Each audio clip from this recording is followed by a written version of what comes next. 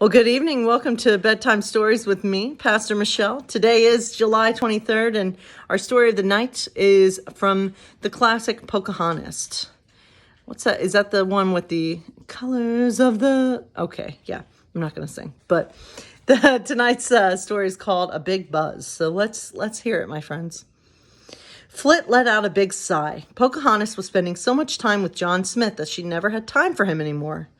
Buzz, buzz. Flit was grateful that his speedy wings made noise when he flew. At least Pocahontas could hear him, even if she pretended she didn't. "Look at this, John," Pocahontas said, crouching down in the path. "Fresh deer tracks." John leaned over to inspect the prints left behind in the mud. Flit buzzed down, too. There were two sizes of prints, large and small. "A mother and her fawn," John said. He leaned forward for a closer look, accidentally crowding Flit out of the way. "They're probably looking for food before the snows come, so they'll be fat enough to make it through the winter," Pocahontas explained. Pocahontas smiled up at him and stood. Flit buzzed up a second later, just as John lifted his hand to push a lock of hair off of Pocahontas's face. Once again, Flit was shoved away. That was it. Flit had had enough of being ignored. He flapped his buzzing wings faster and faster. Then he began to fly in a circle around John and Pocahontas. Zzz.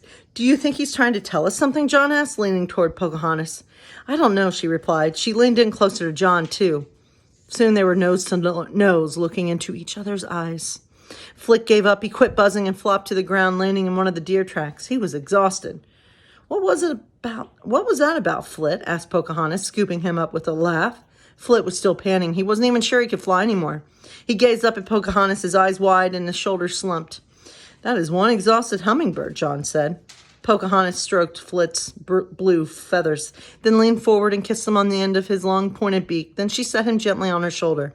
"You just ride here for a while," she told him.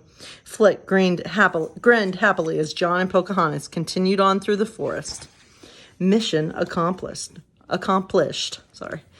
Sometimes when I speak too fast, I revert back to my speech impediment that I had growing up where I mispronounce certain words. Anyway, I hope you all have a good day, or have had a good day. And I hope you're doing okay in the midst of all this. God bless you, and have a good night.